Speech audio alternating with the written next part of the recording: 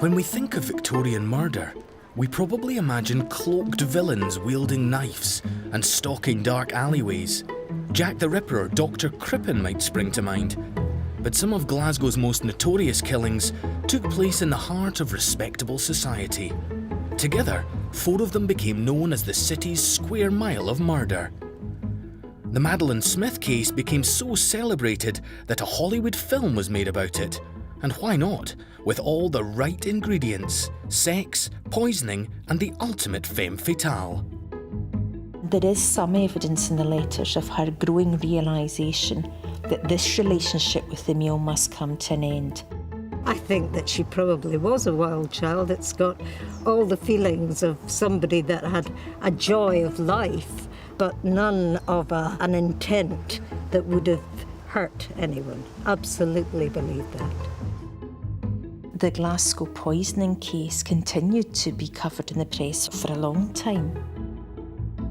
But it's so much more than that. It's basically a window into the Victorian middle classes in Glasgow. Did she do it or didn't she? I don't think we can ever know, and we'll just have to live with that.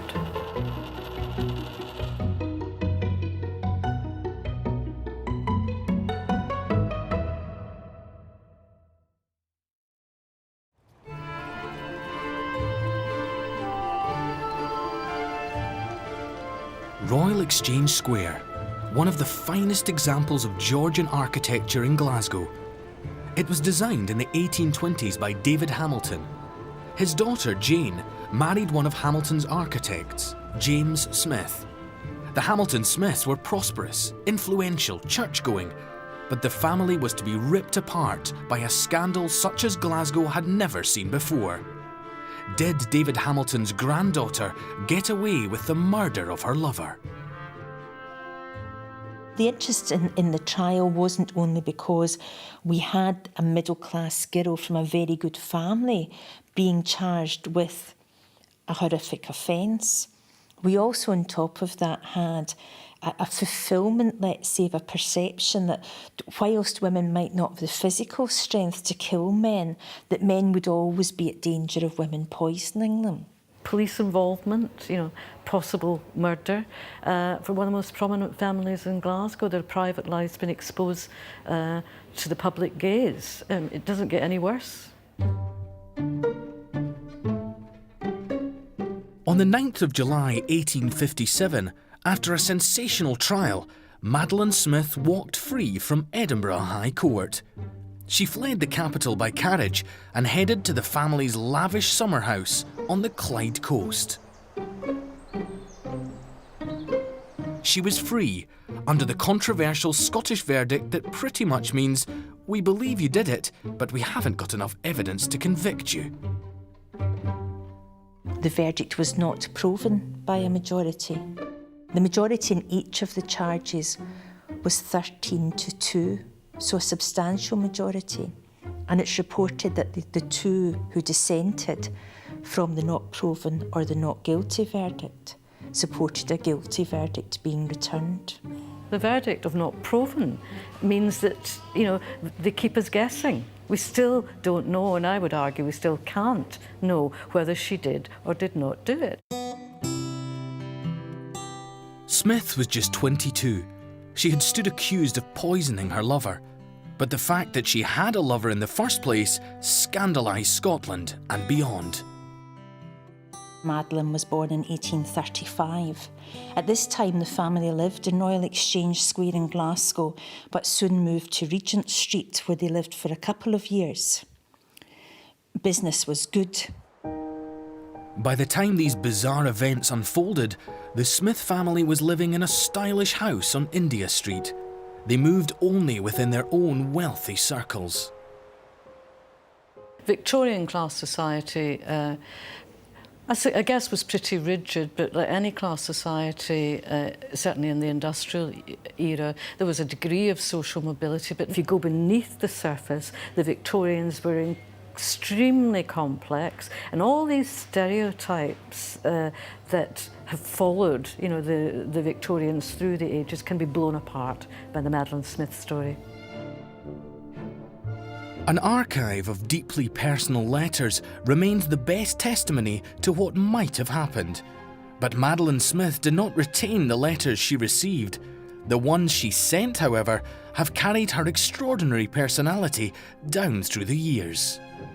Madeleine and Emile had an avid correspondence with each other. Sadly, we really only have Madeleine's side of that correspondence still, because the agreement between the parties was that the letters would be destroyed. I am writing at the breakfast table, Papa beside me, thinking I am writing an order. Dearest, come this evening. I hope all shall end well and we should spend an hour together. These days, Sauchiehall Street is a busy commercial hub. In Victorian times, however, it was a grand thoroughfare giving on to some of the most desirable residential areas in Britain. This was Madeleine Smith's stomping ground. As the eldest daughter of a wealthy architect, her path in life was pretty much mapped out. Madeleine, at 16 years of age, went off to boarding school in London for 2 years. A common thing to occur at that time for a girl at that age, to learn the skills she would need to be the wife of a gentleman.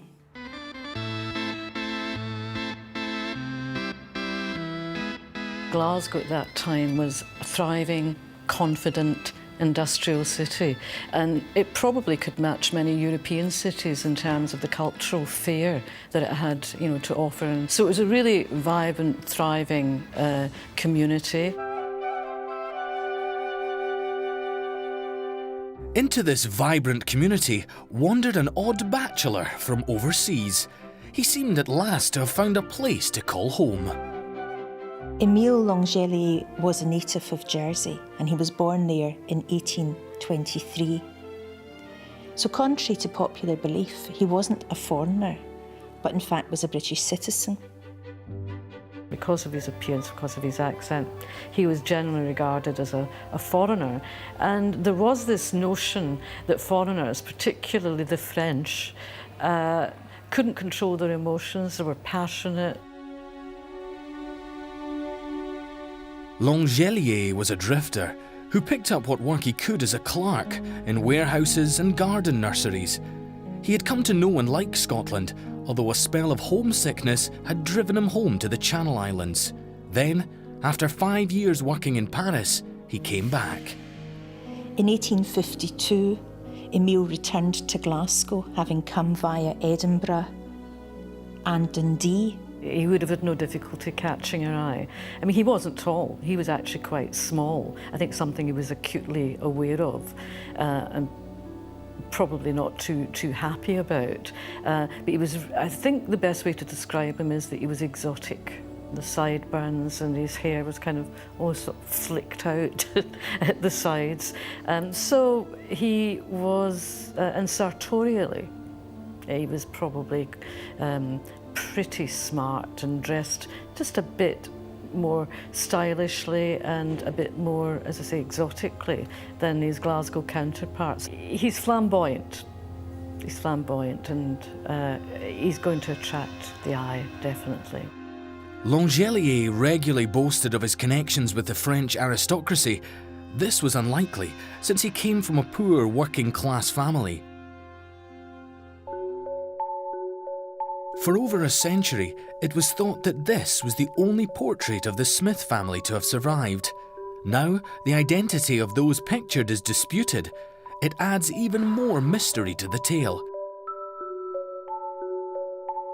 But we do have a pretty clear picture of how Madeleine Smith passed her days. Shopping was becoming quite a big deal at that time. You just see the beginnings of department stores, etc. So, you know, you see lots more women in the centre of cities. She paraded up and down Sauchiehall Street and Buchanan Street, sometimes on her own, sometimes with her sister, sometimes with other young men.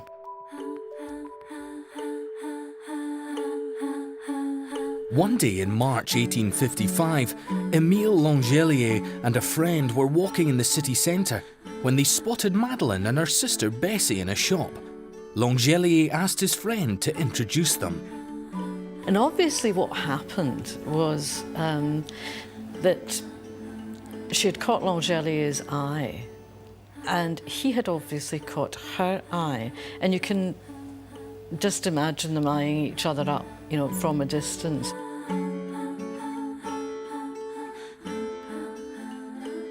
Maybe there were some people that would find that too foppish, but clearly Madeleine liked the fact that he looked different.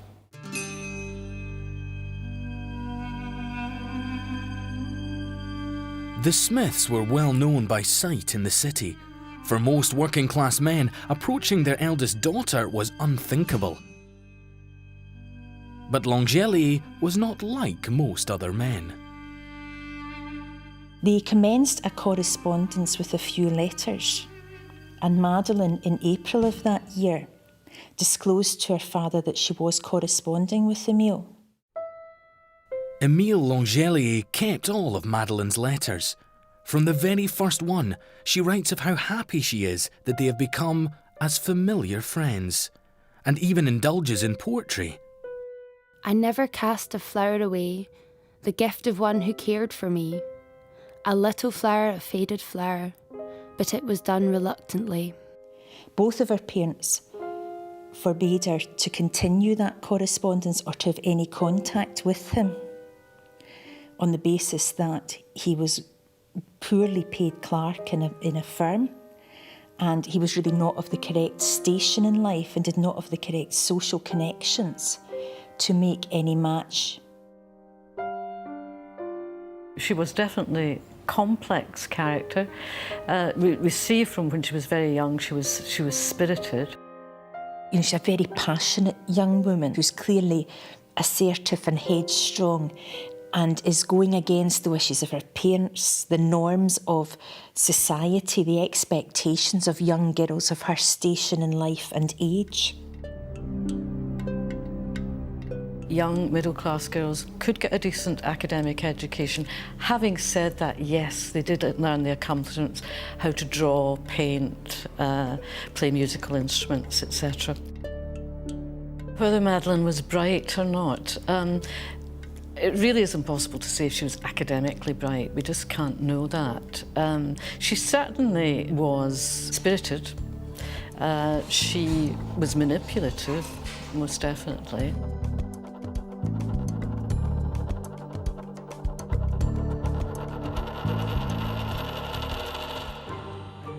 At first, at least, Smith was besotted. In her early letters, she refers to herself as his darling wife, while he calls her Emile L'Angelier. Madeleine was 12 years younger than her suitor, although they both knew that the idea of marrying would hardly find favour with her family. The relationship quickly grew more intense. Sex outside of marriage was totally forbidden. There was no doubt about that.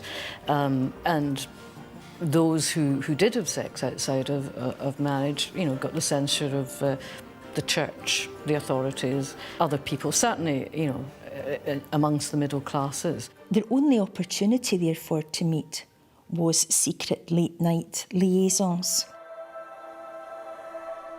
So the clandestine relationship between the two of them continued.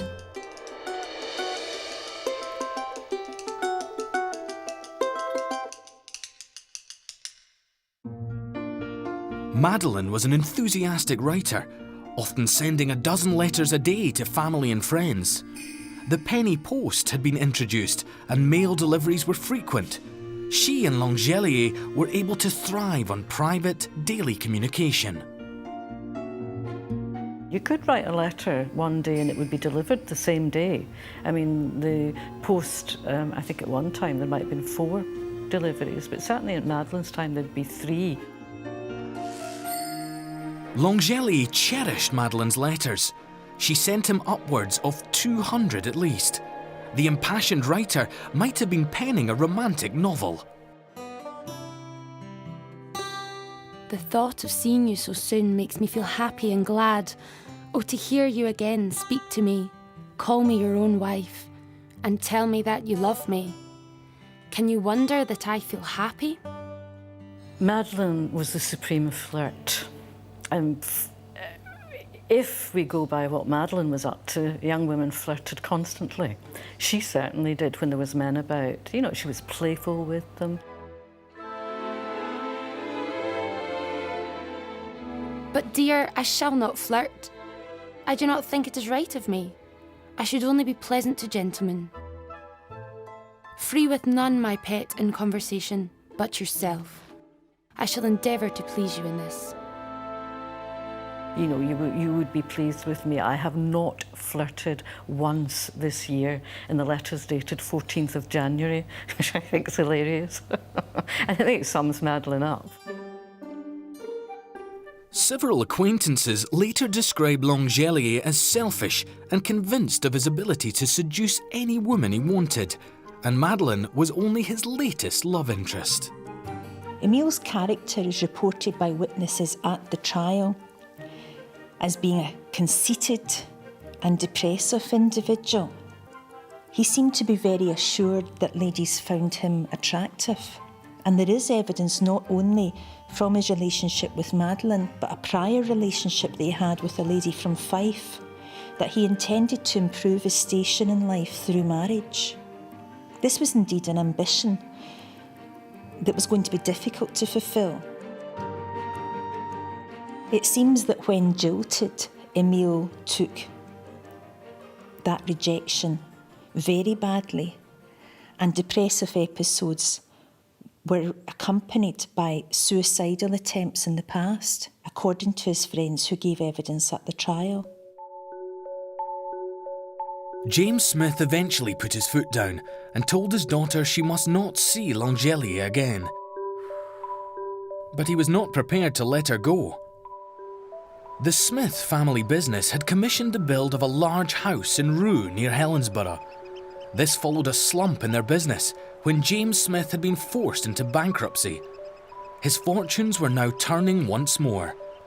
While the men worked during the week, Madeleine, her mother and the rest of the family took up residence there over the summer of 1856.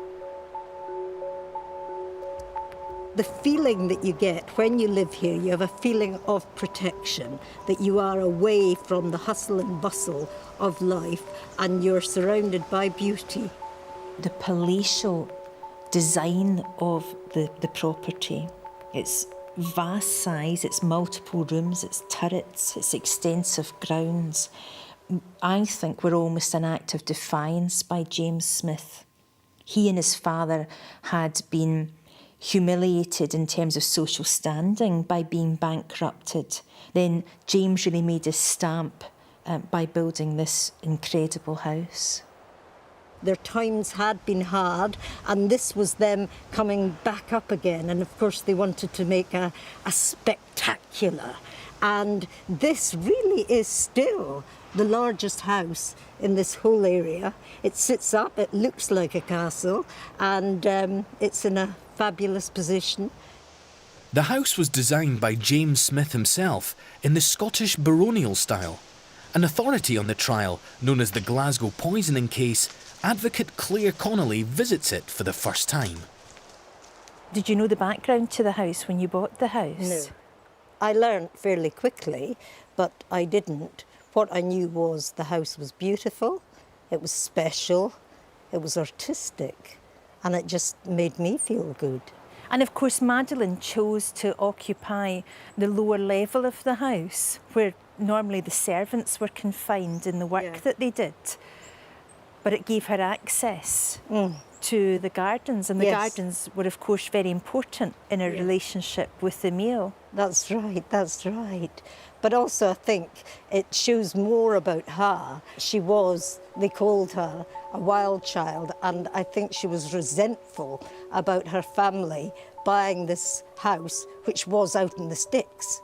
You know, it was miles away as far as she was concerned. So I could imagine that she was, you know, putting the hand up to her parents in some way and making her own space down here among the servants and unknown to her parents, of course, the meeting place, the tryst with her boyfriend.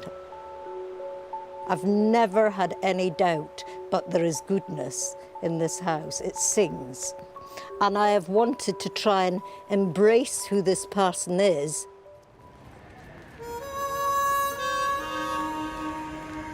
L'Angelier was meeting Madeleine at the house on the coast after dark, in the garden and sometimes inside while the rest of the family slept.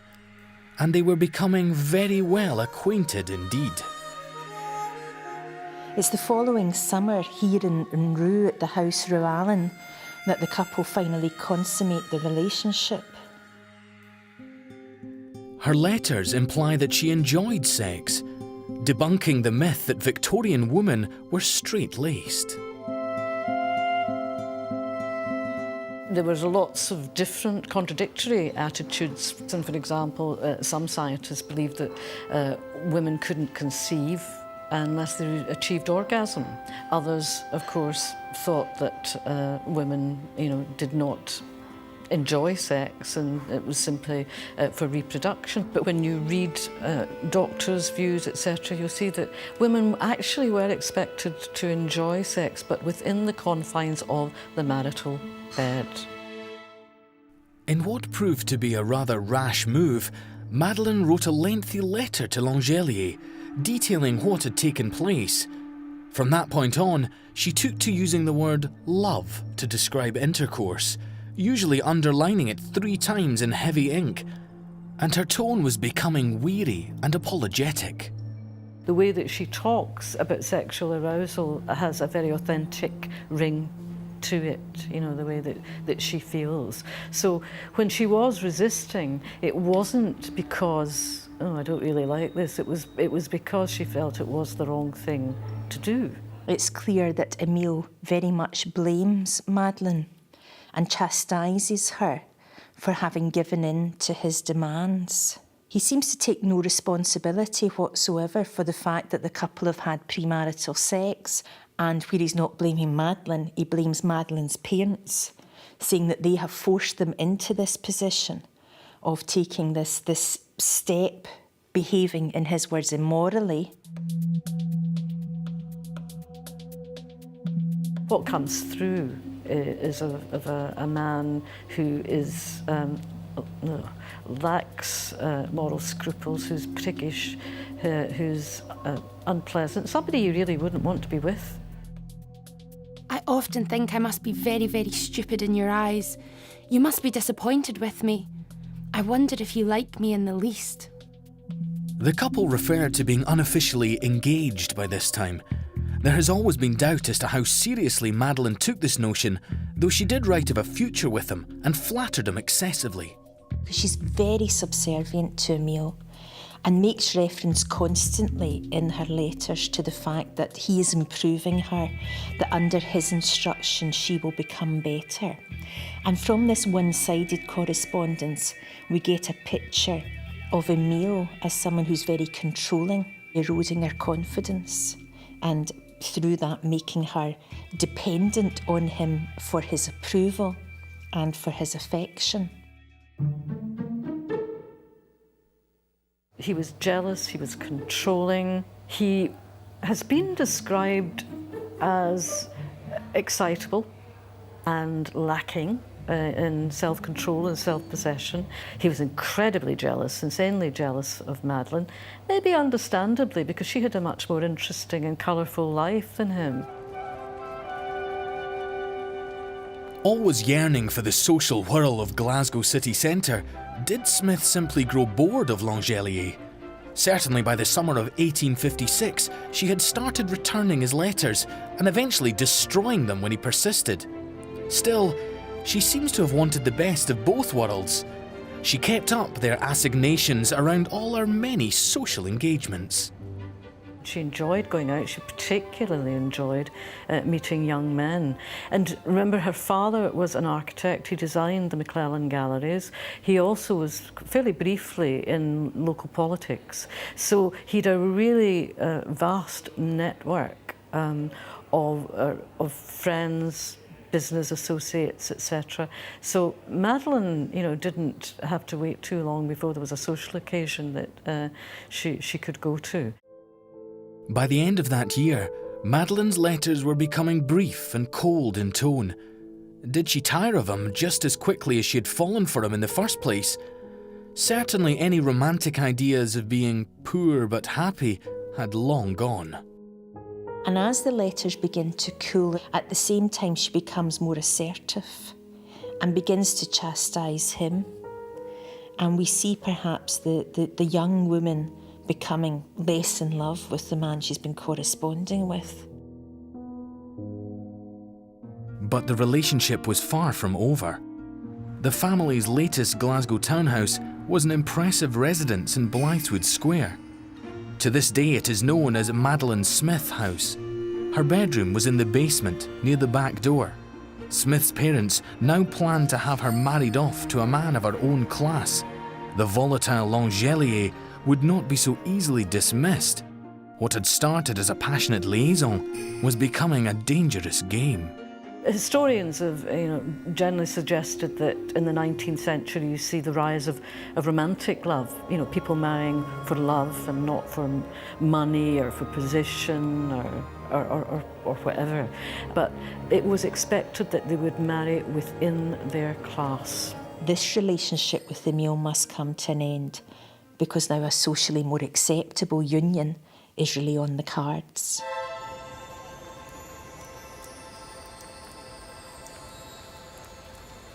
William Minich was a local business associate of James Smith. He began to woo Madeleine, and this time she seemed all too happy to do what her parents wanted. James and Janet Smith didn't only very much like Minich, but he was of the correct social position in society. He earned the requisite salary, that he was a desirable match for Madeleine. It wasn't necessarily the case that parents vetoed everybody that they met outside the circle, but they really only came into contact with people of their own class. So it was kind of self-selecting. When William Minich proposed to Smith in January 1857, she readily accepted. The wedding was set for June. Was her affair with L'Angelier just a rebellious game that she always planned on ending in any case? Without his letters, which she destroyed, we can't say for sure. But whatever her thinking, Madeleine now had to wipe out any evidence of a sexual relationship. Because of course if the content of the letters was made public, if it was known that this couple had had premarital intercourse, then Madeleine would be regarded as soiled goods and would really be off the marriage market. It was absolutely crucial to her that nobody should find out that she had had sexual relations with L'Angelier. There's absolutely no doubt that she would have been ostracised.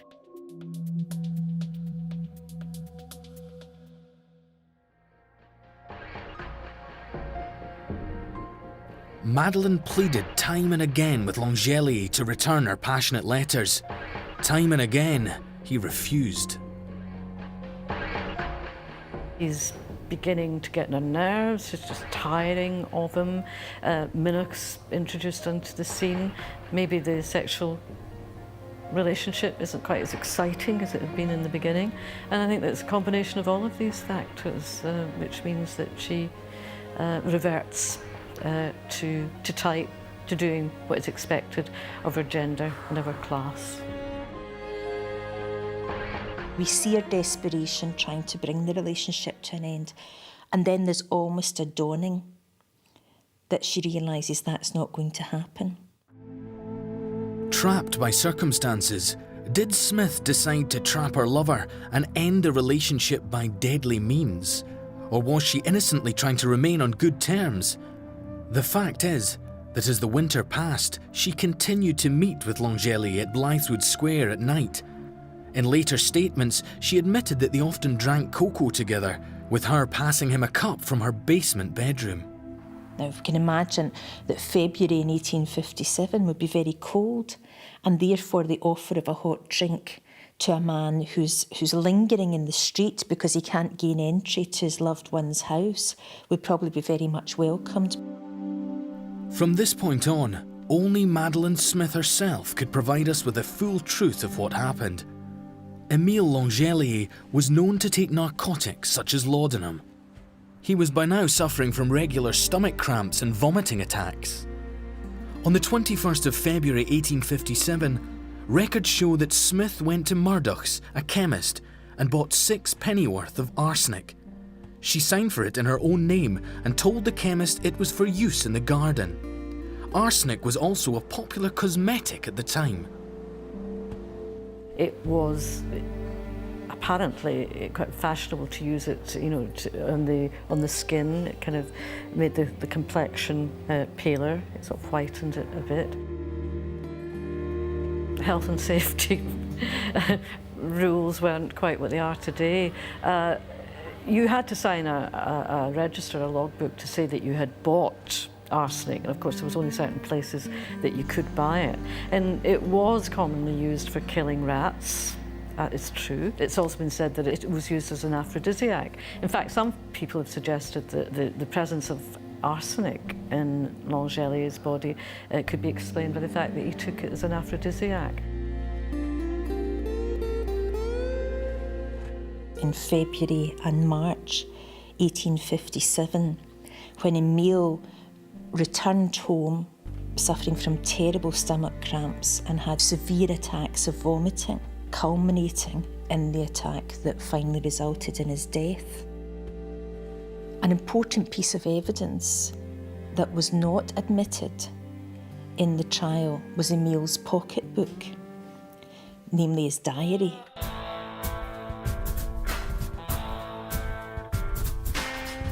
L'Angelier's pocket diary stated that he met Madeleine on the 19th of February and that shortly thereafter he had an attack of illness. A further 2 arsenic purchases by Madeleine were registered by Glasgow chemists on the 6th and the 18th of March. But details of the couple meeting thereafter have never been clear.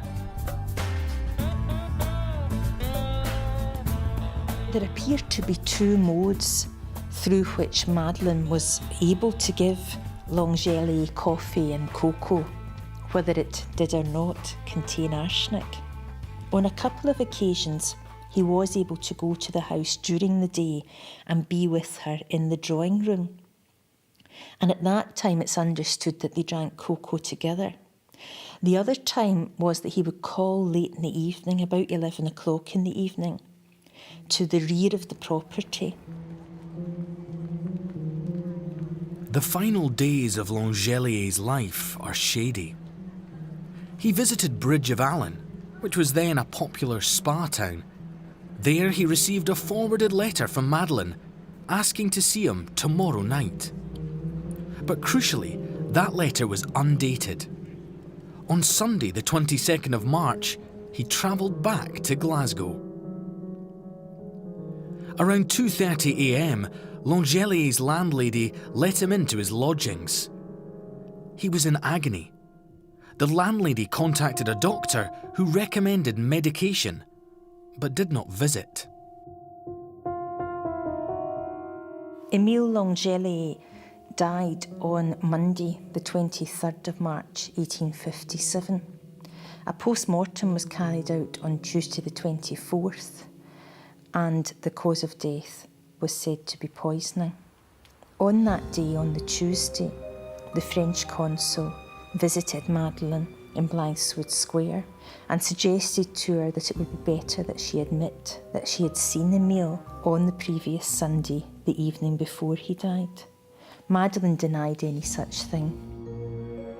We do know that he had relationships with other women before Madeleine, and that he claimed to have tried to commit suicide on one occasion when the relationship broke up. It's hard to know how true these descriptions are. On the next day, on the Wednesday, Emile was buried in the Ramshorn Cemetery in Glasgow. The rumours that Emile L'Angelier had been poisoned by arsenic and had become public because Emile's body had been exhumed on the Saturday and a further post-mortem had been carried out at the request of his former employers. And that post-mortem on the Saturday confirmed that not only had Emile L'Angelier been poisoned, but that he had enough arsenic in his body to kill 40 men. And there was evidence of arsenic, not just in his stomach, but in all of his vital organs, including his brain. The cause of L'Angelier's death was now public, and a scandal was brewing. Madeleine Smith never denied their relationship and did not even shirk from telling William Minich, her fiancé, that she had been having the affair. On the basis of her letters, which were found in his lodgings, and the results of the post-mortem, she was arrested. Madeleine couldn't give evidence. At that time, a criminal accused was not allowed to give evidence. And really her only statement that we hear, her voice is only heard during the trial, when the statement she made to the sheriff is read out, which is consistent with other accounts that she gave, that she was innocent, that she hadn't seen Emile for a number of weeks. Madeleine did not deny that she had purchased arsenic. The trial commenced on the 30th of June in Edinburgh. It was presided over by 3 of Scotland's most respected judges. The Lord Advocate spoke warmly of the accused. And indeed he opened his address to the jury by saying that he had the most terrible of tasks in prosecuting this case, and in particular this young woman. When the passionate letters were read out in court, the jury were aghast to hear details of the affair. Public appetite for the story grew, with every twist and turn of the trial reported daily. It wasn't just Glasgow people that were interested in this case. I mean, it went viral. I mean, it went worldwide. I mean, some people even in the newspapers described Madeleine as a heroine because they felt that she was like a lamb to the slaughter, and L'Angelier had plucked one of their innocents, you know, out of the fold.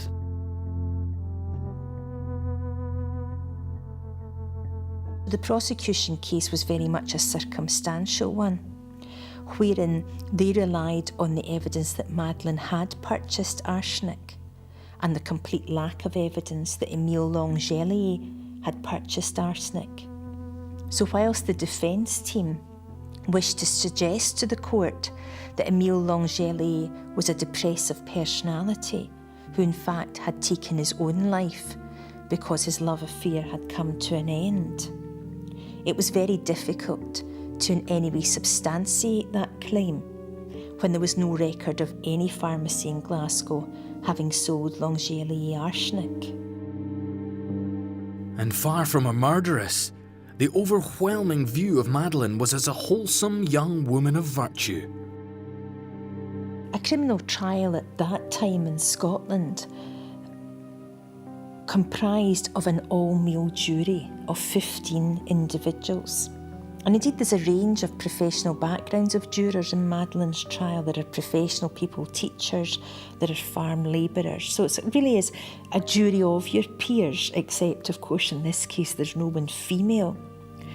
That could of course been to Madeleine's advantage, and indeed when her defence counsel addressed the jury, they used terminology to very much reinforce the gendered roles of society at the time, where men were there to protect women, that women were deemed to be vulnerable.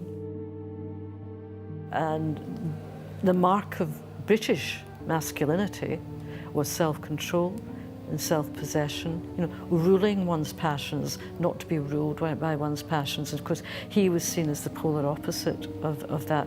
So some of it may have come from prejudice, the fact that he was a foreigner.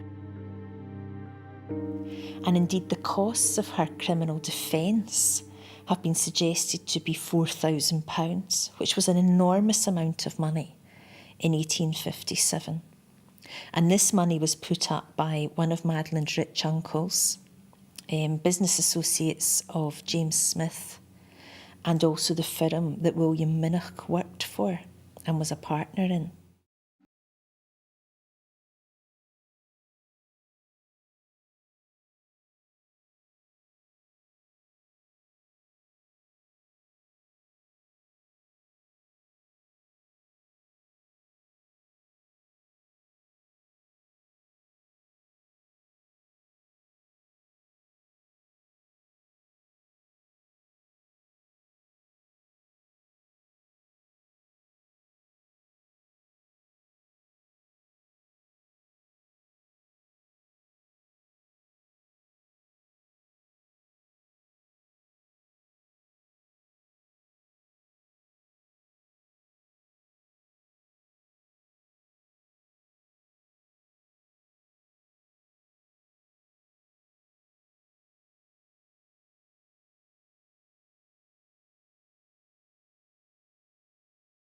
given arsenic to Emile L'Angelier. But on charge 1 relating to this, the verdict was by majority not guilty. On the second charge, similarly, of supplying or caused to be taken arsenic by Emile L'Angelier, the verdict was not proven by a majority. And on the third charge of the murder of Emile L'Angelier, the verdict was not proven by a majority.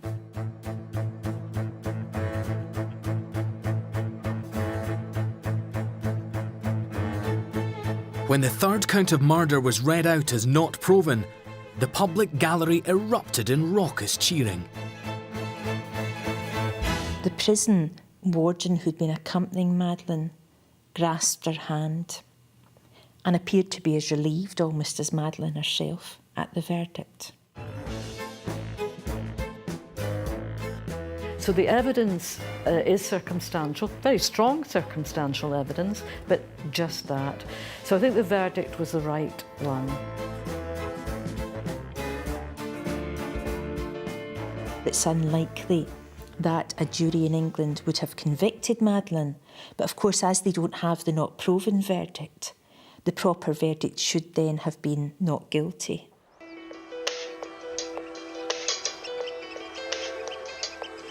I am convinced Madeleine didn't do it, but he was poisoned by arsenic. That is a fact. In these days, it was common for people to take arsenic as an aphrodisiac, and I just believe that he took too much by mistake. As simple as that. The interest in the trial, yes, still goes on, and I think perhaps that's encouraged by the fact that Madeleine had such an interesting life after the trial, and through that life showed herself to be quite an extraordinary woman. Although forced to leave Scotland because of the scandal, Madeleine Smith was unstoppable. In the first few years of being here, often there would be a knock on the door, and it would be relations, grandchildren, great-grandchildren, nephew, great somethings, and they would tell me of their mother, or their grandmother, I should say, Madeleine Smith.